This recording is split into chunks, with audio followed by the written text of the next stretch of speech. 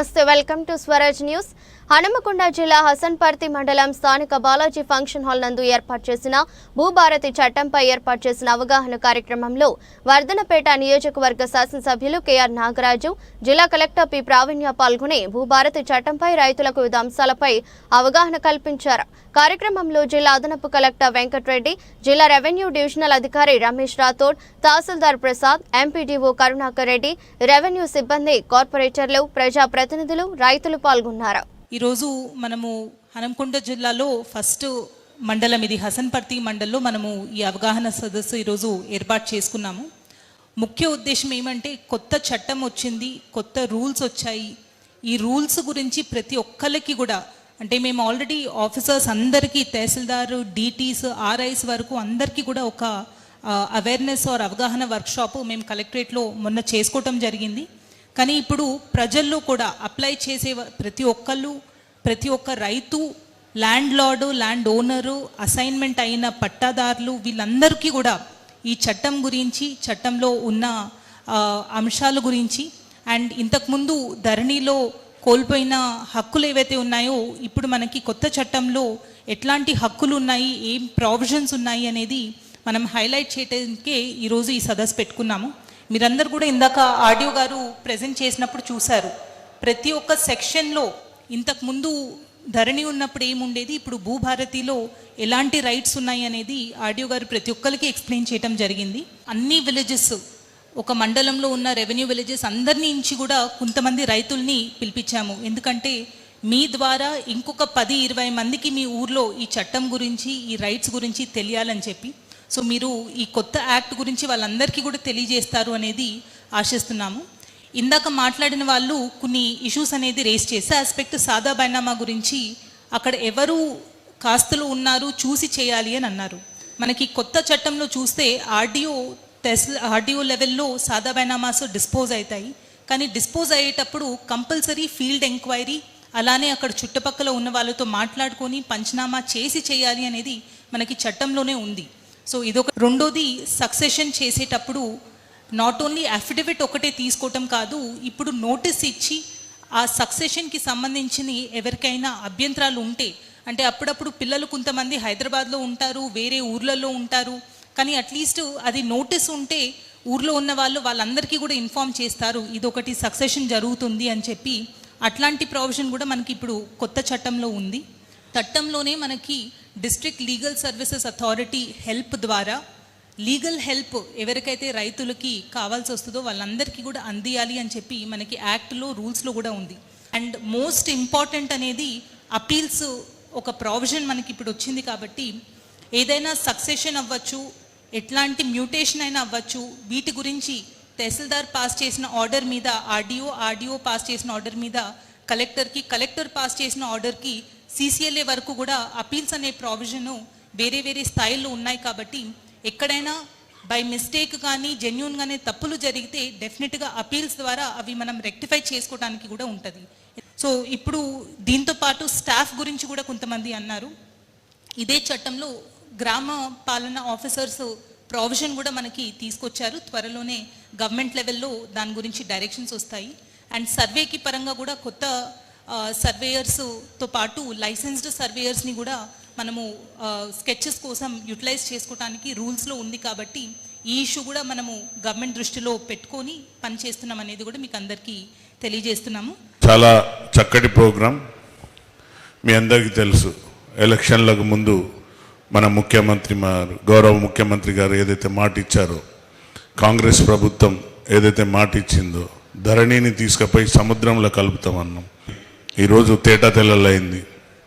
ప్రజాపాలన వచ్చినాక అహర్నిశలు పాపం మన పొంగులేటి శ్రీనివాసరెడ్డి గారు చాలా గౌరవ మంత్రివారి అయిన పొంగులేటి గారు తర్వాత తదితర అధికారులతోనూ అనునిత్యం మాట్లాడుకుంటూ జిల్లా లెవెల్లో ప్రతి కలెక్టర్ ఆఫీస్లో రైతు రుణమాఫీ, రైతు బంధు, అలాగే ఈ ధరణి పైన మనందరి సలహా సూచనలు తీసుకున్నాక ఈ యొక్క యాక్ట్ని తయారు చేయడం జరిగింది. సరిగా ఏ సమస్య ఉన్నా కూడా నేను అదే చెప్పిన, భూభారతి చట్టం వస్తుంది, గొప్ప చట్టం అది రాగానే తప్పనిసరిగా గ్రామాలలో ఒక పైసా లేకుండా, ఒక పైసా ఖర్చు పెట్టకుండా అధికారులకు కానివ్వండి, ఇంకెవరికి కానీ, ఎవరైతే మీడియేటర్స్ ఉంటారో వారి ద్వారా ఎవరికి కూడా డబ్బులు ఇవ్వకండి.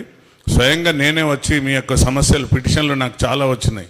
ఆ పిటిషన్లన్నీ కూడా ఇప్పుడు ఒక్కొక్కటి సాల్వ్ చేసుకుంటూ పోదాం. రైతులు ఎవరైతే నిజమైన రైతు ఉన్నాడో, నిజమైన భూస్వామి ఉన్నాడో, నిజమైన ఎవరైతే హక్కు కలిగిన వానికే వచ్చేటట్టు. ఇంకా చాలా చూస్తాం కేసులలో, సార్ మా తండ్రి తెలియక అమ్మిండు, లేకుంటే దొంగ సంతకం పెట్టుకున్నారు, లేకుంటే తాగిచ్చి సంతకాలు పెట్టుకున్నారు. ఇట్లా కూడా కొన్ని, అవి కూడా కొంతమంది అలాంటి సమస్యలు కూడా వస్తాయి. రియల్గా వాళ్ళ ఫాదర్ అమ్ముతాడు, అప్పుడు వీళ్ళు మైనర్ ఉంటారు. ఇప్పుడు మన చుట్టూ భూమి చాలా హైలీ వాల్యూస్తో ఉన్నది. ఎందుకంటే మన విలీన గ్రామాల ల్యాండ్స్ అన్నీ కూడా చాలా ఎక్కువ ధరలతో ఉన్నది. ఇప్పుడు మా రవి అయినా అనిల్ అయినా చెప్పే భూములన్నీ కూడా చాలా హైలీ కాస్ట్ ల్యాండ్స్. సో వాటిని తప్పనిసరిగా ఎవరైతే హక్కుదారు ఉన్నాడో, పాస్బుక్ లేవు కాబట్టి ఇంకా కమిషనరేట్కు సంబంధించిన యాక్ట్ ఇంకా రాలేదు, అది వస్తే దాన్ని తప్పనిసరిగా మేడంతో కూడా మాట్లాడినా. సో దీనిపైన మళ్ళీ ఒకసారి గౌరవ మంత్రి గారికి చెప్పి త్వరలోనే యాక్ట్ కూడా తెచ్చేటట్టు తీసుకొని వస్తాం. ఎవడు భూమి తిన్నా కూడా అది కక్కియవలసిన బాధ్యత నా పైన ఉంది, మా అధికారుల పైన ఉంది. కక్కిస్తాం, బయటికి తీస్తాం. గవర్నమెంట్ భూమి ఒక ఇంచు కూడా పోనీయం. చెరువులు ఆక్రమించుకున్నారు అన్నారు, చెరువులను కూడా కాపాడే బాధ్యత తీసుకుందాం. చెరువులో ఎవడన్నా కానీ తప్పనిసరిగా వాటిని ఆక్రమించుంటే మీ సభాముఖంగా అందరికీ చెప్తున్నా, ఎంఆర్ఓ గారు, కలెక్టర్ గారు మీ అందరం టీం వర్క్ చేస్తున్నాం. ఎవరిని కూడా ఎంకరేజ్ చేస్తలేను. ఇలాంటి భూములకు మేము సపోర్ట్ చేస్తలేము. రియల్ ఎస్టేట్లను అసలు సపోర్ట్ చేస్తలేము. న్యాయంగా ఉంటేనే చేసుకోండి, లేకుంటే అన్యాయంగా గవర్నమెంట్ భూములు ఆక్రమిస్తామంటే ఒప్పుకునేది లేదు. కాబట్టి ఈ సమస్యలన్నీ వచ్చిన దృష్టికి తప్పనిసరిగా 1 by 1 సాల్వ్ చేసి న్యాయమైన దిశగా, ఒకవేళ ఇంకా ఏమన్నా న్యాయపరంగా చిక్కులు ఉంటే తప్పనిసరిగా కమిషన్ ఏర్పాటు చేస్తారు. ఆ కమిషన్ ద్వారా మీ అందరికీ న్యాయం జరుగుతుందని ఈ చట్టం తెచ్చినందుకు గౌరవ ముఖ్యమంత్రి గారికి, వారి క్యాబినెట్ మినిస్టర్కు, పొంగులేటి గారికి మీ అందరి తరఫున, రైతుల తరఫున ధన్యవాదాలు చెప్తూ ముగిస్తున్నా. జై హింద్, జై కాంగ్రెస్.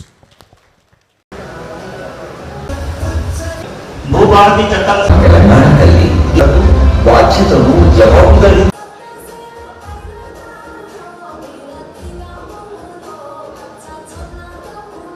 చట్టం అమలు. రెండవది మార్గాన్ని సుగమము.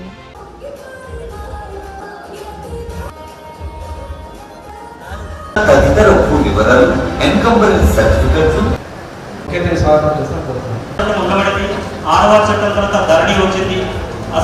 జిల్లాల వారీగా, మండల వారీగా ప్రజలకు దీని మీద అవగాహన కల్పించడానికి మరి ఈరోజు మొట్టమొదటగా మన హసన్పర్తి మండలంలో ఇక్కడ మనం అవగాహన సదస్సు ప్రారంభించినాం. భూమిపై ఎవరికి ఎలాంటి హక్కులు ఉన్నాయో తెలిపే రికార్డు ఇది.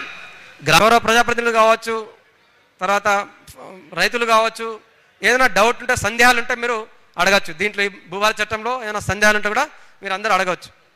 ప్రభుత్వంలో గత 10 yearsలో భూమి గత 40 సంవత్సరాల నుండి సేద్యం చేసుకున్నటువంటి రైతుకు పట్టా పాస్బుక్ ఇవ్వలే. ఎవరిదైతే రికార్డులో పేరు ఎవరిదైతుందో వారికి మాత్రమే పట్టా పాస్బుక్ ఇష్యూ చేయడం ద్వారా బాగా గొడవలు జరగడం జరిగింది. దాదాపులో ఒకరి పేరు ఉంటుంది, కానీ వాస్తవానికి కొనుక్కొని కౌలు వేరే వాళ్ళు చేస్తున్నారు. అదేవిధంగా వారసత్వ భూములలో కూడా, వారసత్వ భూములలో ఇప్పుడు ఎగ్జాంపుల్ మా తాత ఉంటే ఆయన పాలు కాకుండా వేరే వాళ్ళు, అంటే చిన్న తాత వాళ్ళు భూములలో ఉంటారు. కానీ ఎవరి తాత పేరు మీద ఉంటే వారికి సంబంధించిన కొడుకులు వచ్చి సంతకం పెడితేనే ఇది వాళ్ళ పేర్ల మీదనే అవుతుందని చెప్పి గత ప్రభుత్వంలో జరిగింది. 2012 తర్వాత వారు 6 మా విలీన గ్రామాల మున్సిపాలిటీ అంటే హసన్పర్తి, పేడపల్లి, ముచ్చర్ల, భీమారం, మన మెర్జి గ్రామాలకు ఇవ్వలేదు సార్. దయచేసి మీరు రెవెన్యూ మినిస్టర్ దృష్టి తీసుకుపోయి విలీన గ్రామాలు కూడా, ఇక్కడ వ్యవసాయ రైతులు ఎంతోమంది వ్యవసాయం మీద ఆధారపడుతున్నాం సార్. మాకు 6 అవకాశాన్ని మీ ద్వారా మేము ప్రభుత్వానికి తెలియజేస్తున్నాం సార్. ధ్యానపడాయిలే నాకు 2 ఆడిపోవడంలో అందరూ అమ్ముకోవడం. మా నాయన, మా తాత పేరు ఉంటే దాన్ని పట్ట పాస్బుక్ మా నాయన పేరు ఉండే. ఇప్పుడు అంతా వాళ్ళు దౌర్జన్యం చేసి మా పాలోళ్ళు మాకు పాస్బుక్ కాకుండా 3 సంవత్సరాలు అవుతుంది ఇబ్బంది కాబట్టి. నేను ఒక 4-5 స్థలాలు ఐడెంటిఫై చేశాను కొద్దిగా. ఇంకా మనకి free from encroachment government land అనేది ఒక చోట చూసాము. అది ఆల్రెడీ ఆర్ఐకి సర్వేకి మెమో కూడా పెట్టడం జరిగింది. ఒక 1 week 10 daysలో దాన్ని క్లియర్ చేపిస్తాం సార్, నో ప్రాబ్లం. కేవలం సివిల్ కోర్టుకు మాత్రమే పొమ్మని చట్టంలో చెప్పినందున ఎటువంటి క్యాన్సిలేషన్ కానీ మన రద్దు చేసే కానీ అధికారాలు కలెక్టర్ స్థాయిలో కానీ అడిషనల్ కలెక్టర్ స్థాయిలో కానీ ఆర్డీఓ స్థాయిలో కానీ లేనందున మాత్రమే ఇవి చేయలేకపోయాము. ఇప్పుడు అయితే ఎవరైతే అమ్మిండో, తాత కావచ్చు, తండ్రి కావచ్చు, ఎవరో అమ్మిండు, వారసులు ఇప్పుడు మేము విచారణ చేస్తాం. మోక మీద ఉన్నాడా, ఆయన కాస్ట్ చేస్తున్నాడా, సైడ్ పట్టేదారులకు ఎవరైతే ఉన్నారో వాళ్ళని కూడా అడుస్తాం. అలా అని వాళ్ళ వారసుల యొక్క సంతకం ఇప్పుడు అవసరం లేదు. సాధారణంగా నిజంగా కొన్నాడు, 12 సంవత్సరాలు ఆయనే కాస్ట్లో ఉన్నాడు, ఆయనే చేస్తున్నాడు, చుట్టుపక్కల అడుగుతాం, వాళ్ళ దగ్గర పేపర్ చూస్తాం, అవన్నీ చూసి విచారణ చేసి ఎంక్వైరీ చేసిన తర్వాత పట్టేయడం జరుగుతుంది. అంతేగాని అమ్మిన తన వారసుల సంతకం అవసరం లేదు. ఈ చట్టంలో ఉంది, క్లియర్గా ఉంది. రెండోది, ఇందులో ఈ ప్రభుత్వం అంటే ప్రస్తుతానికి దున్నకుంటూనే ఉందని మా దగ్గర సర్టిఫికేట్ ఉంటే అది కూడా మీ ఎంఆర్ఓకి చూపెట్టినాము. మాది పెంబర్తి శివార్లో ఎకరన్నర భూమి మా నాన్న పేరు ఉంది సార్. అల్లకెళ్ళి 20 గుంటలు వేరే అతని పేరు ఉంది సార్. అది కాంగ్రెస్ ప్రభుత్వం బుక్లో ఉంది, తెలంగాణ బుక్ వచ్చేసరికి అది చేంజ్ అయింది. రంగపాడు గ్రామం. ఓ చిన్న క్లారిఫికేషన్ సార్, సాదా బైనామాలో తప్పుడు ఫోర్జరీ సంతకాలతోటి పట్టా భూముల్ని ఆక్యుపై చేసుకున్నారు. అదేదన్నా ఇప్పుడు ఎంక్వైరీ చేసి మార్పిచ్చే అవకాశం ఉంటుందా? ఈ దీంట్లో ఏమైనా వచ్చిందా కొంచెం చెప్పండి. అధికారులకు కానివ్వండి, ఇంకెవరికి కానీ, ఎవరైతే మీడియా తీసుకుంటారో వారి ద్వారా ఎవరు కూడా డబ్బులు ఇవ్వకండి. స్వయంగా నేనే వచ్చి మీ యొక్క సమస్యలు, పిటిషన్లు నాకు చాలా వచ్చినాయి. ఆ పిటిషన్లన్నీ కూడా ఇప్పుడు ఒక్కొక్కటి సాల్వ్ చేసుకుంటూ పోదాం. రైతులు ఎవరైతే నిజమైన రైతు ఉన్నాడో, నిజమైన భూస్వామి ఉన్నాడో, నిజమైన ఎవరైతే హక్కు కలిగిన మనకే వచ్చేటట్టు. ఇంకా చాలా చూస్తాం కేసులలో, సార్ మా తండ్రి తెలియక అమ్మిండు, లేకుంటే దొంగ సంతకం పెట్టుకున్నారు, లేకుంటే తాగిచ్చే సంతకాలు పెట్టుకున్నారు. ఇట్లా కూడా కొన్ని, అవి కూడా కొంతమంది అలాంటి సమస్యలు కూడా వస్తాయి. రియల్గా వాళ్ళ ఫాదర్ అమ్ముతాడు, అప్పుడు వీళ్ళు మైనర్ ఉంటారు. ఇప్పుడు మన చుట్టూ భూమి చాలా హైలీ వాల్యూస్తో ఉన్నది. ఎందుకంటే మన విలీన గ్రామాల ల్యాండ్స్ అన్ని కూడా చాలా ఎక్కువ ధరలతో ఉన్నది. మా రవి అయినా అనిల్ అయినా చెప్పే భూములన్నీ కూడా చాలా హైలీ కాస్ట్ ల్యాండ్స్. సో వాటిని తప్పనిసరిగా ఎవరైతే హక్కుదారులు ఉన్నాడో పాస్బుక్ లేదు కాబట్టి ఇంకా కమిషనరేట్కు సంబంధించిన యాక్ట్ ఇంకా రాలేదు. అది వస్తే దాన్ని తప్పనిసరిగా మేడంతో కూడా మాట్లాడాను. సో దీనిపైన మళ్ళీ ఒకసారి గౌరవ మంత్రి గారికి చెప్పి త్వరలోనే యాక్ట్ కూడా తెచ్చేటట్టు తీసుకొని వస్తాం. అలాగే మీ సమస్యలు ఏమన్నా కూడా ఈ యొక్క ల్యాండ్ విషయంలో ఎవరైతే పొజిషన్లో ఉండి పాస్బుక్ లేకుండా, పాస్బుక్ ఇంకెవరి పేరు మీద ఉండదు. సో ఇటువంటి సమస్యలన్నింటినీ కూడా ఈ పరిష్కారంలో ఉన్నాయి, లాట్ ఆఫ్ పరిష్కారం. గతంలో అధికారులు తప్పు చేస్తే ఓన్లీ రిపోర్ట్ పంపాల్సి వస్తుంది కలెక్టర్ గారు. కానీ ఇప్పుడు క్రిమినల్ యాక్ట్ కూడా తీసుకునే విధంగా వారిపైన చట్టపరమైన లీగల్ యాక్షన్ కూడా తీసుకునేటట్టు కూడా ఈ యాక్ట్లో పొందుపరిచింది. That is a great thing. ఎందుకంటే కొంతమంది అధికారులు అంటే మొత్తం వ్యవస్థని బంధం చేసినప్పుడు కేసీఆర్, కానీ గౌరవ ముఖ్యమంత్రి గారు వ్యవస్థల పైన, మన ముఖ్యమంత్రి గారు రేవంత్ గారికి వ్యవస్థల పైన నమ్మకం ఉన్నది. మనం నమ్మాలి, ట్రస్ట్ చేయాలి. అందరు దొంగలు ఉంటారు, అందులో ఎవరో ఒకరు ఉంటాడు తప్పులు చేస్తున్నాడు. పోలీస్ వ్యవస్థ కానివ్వండి, రెవెన్యూ వ్యవస్థ కానివ్వండి, ఏ వ్యవస్థ తీసుకున్నా కూడా మన ఇంట్లో ఉన్న 5 అన్నదమ్ములనే కలియక ఉండదు. అలాంటి వ్యవస్థలు ఎవరో ఒకరు తప్పులు చేస్తుంటారు. అలాంటి పైన తప్పనిసరి చర్యలు ఉంటాయి, ఎక్కడ కూడా ఉపేక్షించలేదు. ట్రాన్స్పరెన్సీ అంటే పారదర్శకత్వంగా చేసుకుంటూ పోతున్నాం ప్రతి పని కూడా. మీ అందరి సలహాలు తీసుకున్నాకనే రైతు భరోసా ఇవ్వడం జరుగుతుంది.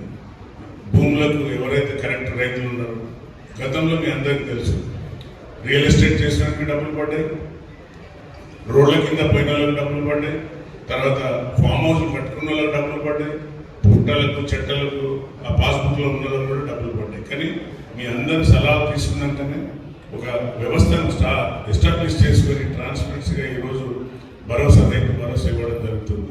కరెక్ట్ రైతు ఎవరు ఉన్నారో రైతుకు పడాలి. కాబట్టి ఇంత చక్కని ప్రభుత్వం పైన మీరు అపోహలు రాకండి. మన పైన చాలా బుద్ధ జరుగుతున్నారు.